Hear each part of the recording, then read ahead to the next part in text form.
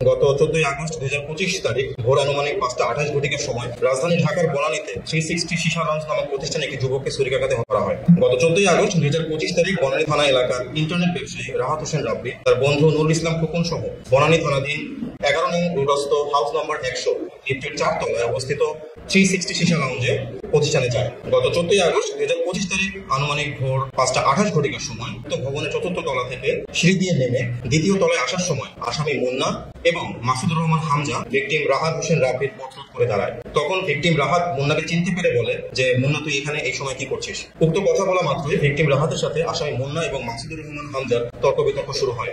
তর্ক বিতর্কের এক পর্যায়ে আসামি মুন্না তার পাঞ্জাবের পকেটে থাকা ধারালো চাকু বের করে ভিকটিম রাহাতকে হত্যার উদ্দেশ্যে উপর্যুপরি আঘাত করে ঘটনাস্থল ত্যাগ করে। ভিকটিম রাহাত ডাক চিৎকার দিলে আশেপাশে থাকা লোকজনের সহায়তায় ভিকটিমকে রক্তাক্ত জখম অবস্থায় সিএনজি যোগে চিকিৎসার জন্য কুর্মিটোলা জেনারেল হাসপাতালে নিয়ে গেলে কর্তব্যরত চিকিৎসক পরীক্ষা নিরীক্ষা শেষে তাকে মৃত ঘোষণা করেন। উক্ত ঘটনা বিভিন্ন প্রিন্ট এবং ইলেকট্রনিক্স মিডিয়ায় ব্যাপক প্রচারিত হয় এবং এলাকায় ব্যাপক চাঞ্চল্য তৈরি করে।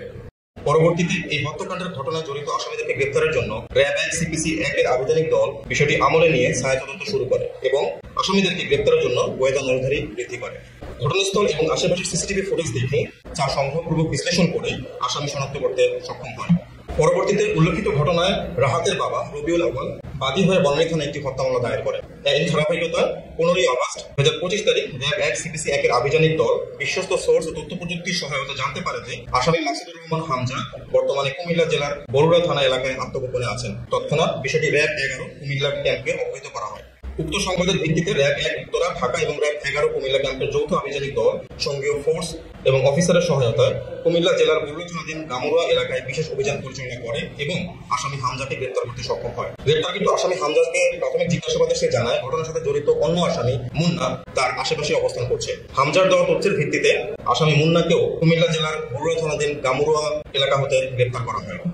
উল্লেখ্য যে বর্ণিত হত্যা মামলা রুজু হওয়ার পর অতি দ্রুততার সাথে উক্ত ঘটনার সাথে প্রত্যক্ষভাবে জড়িত আসামি মুন্না এবং হামজাকে গ্রেপ্তার করতে সক্ষম হয় র্যাপিড অ্যাকশন ব্যাটালিয়ন র্যাব 1। গ্রেপ্তারকৃত আসামিদ্বয়কে জিজ্ঞাসাবাদ এবং তাদের দেওয়া তথ্যের ভিত্তিতে র্যাব 1 এর আভিযানিক দল পুনরায় অভিযান পরিচালনা করে 16 আগস্ট 2025 আনুমানিক রাত 1টা 1 ঘটিকার সময় ডিএমপি ঢাকার মোহাম্মদপুর থানাধীন রাজিয়া সুলতানা রোড এলাকা হতে বর্ণিত হত্যাকাণ্ডে ব্যবহৃত একটি সুইস গিয়ার চাকু উদ্ধার করে। আসামি মুন্না এবং হামজাকে জিজ্ঞাসাবাদে আরো জানা যায় যে ভিকটিম রাহাতের সাথে আসামিদ্বয়ের দীর্ঘদিন যাবৎ বন্যে সীসা লাউঞ্জে আসা যাওয়া এবং এর মাধ্যমে পরিচয় ছিল এবং সীসা লাউঞ্জের ভিতর আধিপত্য বিস্তারকে কেন্দ্র করে তাদের ভিতরে দ্বন্দ্ব চলমান ছিল। উল্লেখ্য যে ঘটনার দিন রাতে আনুমানিক 1 ঘটিকার সময় ভিকটিম রাব্বি আসামি মুন্নাকে উক্ত সীসা লাউঞ্জ হতে বের হয়ে যেতে বলে, যার ফলে পূর্বশত্রুতার জের ধরে ভিকটিম রাহাতকে হত্যা করা হয়েছে বলে আসামিদ্বয় প্রাথমিক জিজ্ঞাসাবাদে স্বীকারোক্তি প্রদান করেন। গ্রেপ্তারকৃত আসামি মুন্না এবং হামজাকে সুস্থ অবস্থায় পরবর্তী আইনগত ব্যবস্থা গ্রহণের নিমিত্তে ডিএমপি ঢাকার বনানী থানার অফিসার ইনচার্জের নিকট হস্তান্তর করা হবে। ধন্যবাদ।